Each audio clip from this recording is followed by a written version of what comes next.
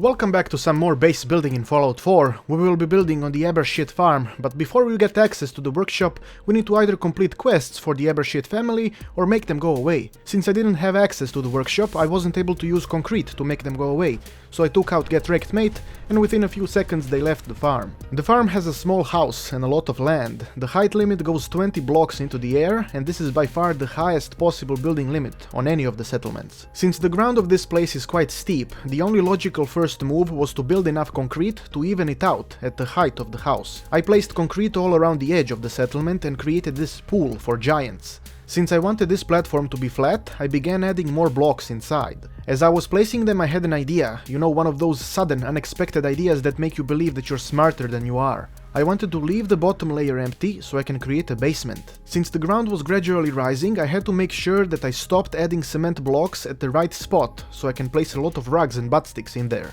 I filled up the empty area, added stairs, and the basement was completed. Gloriously disgusting. I also put the floor as roof isolation, in case someone decided to be extra disgusting so the noise from the screaming can be muffled. The first side of the farm was prepared, so I went to the other side and added more concrete, so the entire settlement gets walled off from the rest of the world. After getting close to the first side, with the second layer of concrete, I decided to place walls first. This way I would have walls as actual walls instead of concrete, while also have those big blocks behind the wall.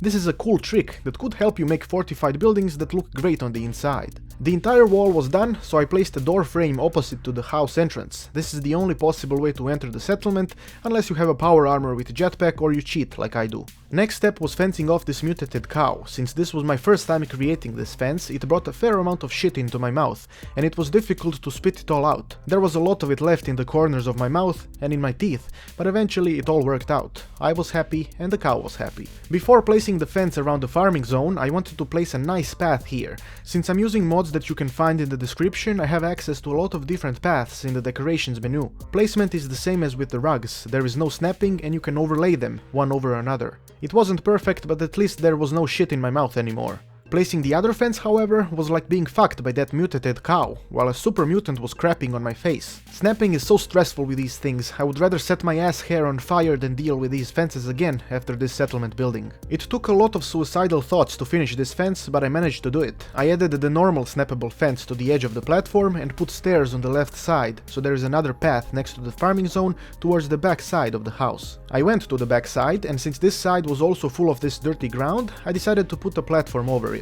The first floor was placed right next to the house and everything else snapped together, as decently as someone could expect anyway. Once this was done, I wanted to add another fucked fence on the ground, so I can have another farming zone. This went pretty well actually, but the problem now were the gates. I wanted them to open on the inside, not outside. This was probably the most fuckery I experienced so far. It was most likely influenced by the fences that I already built beforehand, but it definitely brought my mind into a very dark and ugly place. Luckily, I drew inspiration and persistence from the gods that granted me the power to finish this shit, and once it was done, I wanted to connect the roof of the house to this platform, so I put a few stair blocks on the side. The platform was exactly one small block away from the roof, so I added a few and put the two-step stairs. It actually looked decent compared to most things that I usually create. I extended the platform on the side all the way towards the edge and then started placing 2 extra layers of concrete around the settlement. Since the platform that I was building wasn't in line with the fat blocks, I had to put the entire platform first, because concrete can clip into it while the floor blocks can't clip into concrete. However, this didn't work for the lower layer.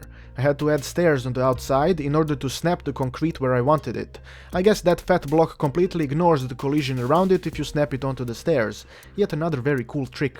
The platform was done and I was reasonably satisfied with everything. I felt like adding yet another layer of concrete on the wall, so I did exactly that. After completing the wall, I went to check the situation with the area under the platform. It seemed kinda too big, like I should add some extra supports, so I put a couple of concrete blocks to give the feeling of stability. I noticed the ground being all shitty in this corner, so in order to make it go away, I added more concrete, of course. I wasn't entirely sure what to do next, so I went to the settlement entrance and decided to add some sort of a balcony over it, so the settlers can see what is happening in front of the entrance, in case of potential dangers. This looked decent enough, so I went to the far corner of the settlement and I wanted to create 2 watchtowers. I spent a lot of time thinking about how exactly would I create them, how wide and how high would they be. I chose to go with 2x4 and 2 stories above the wall height. I placed these thin walls around the edges to give the sense of structure, so it's not floating. The top floor has these balconies.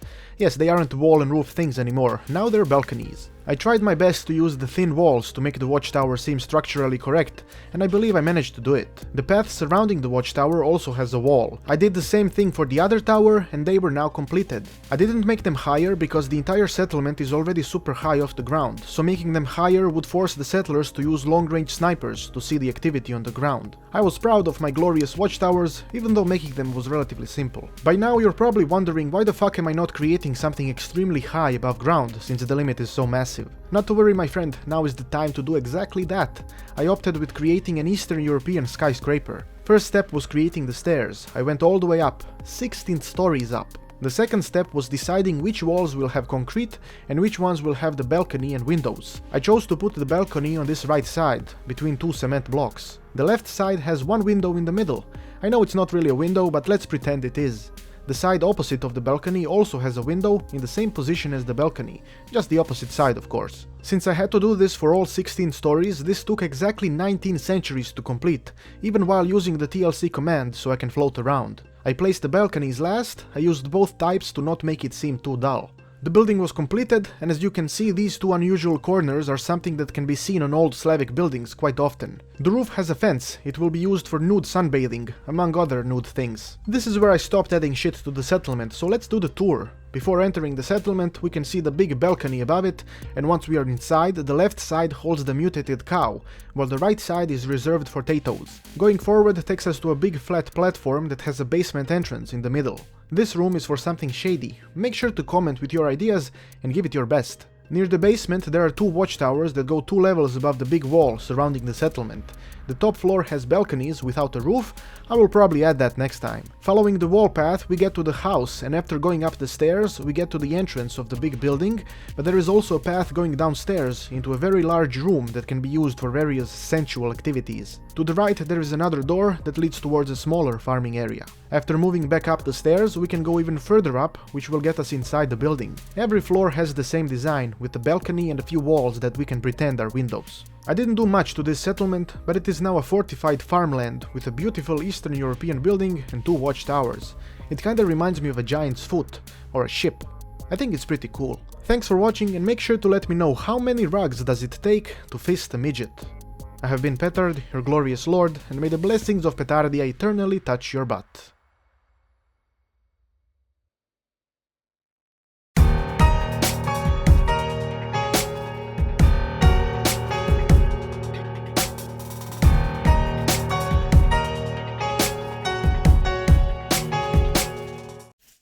Jebe mu mater, tiše.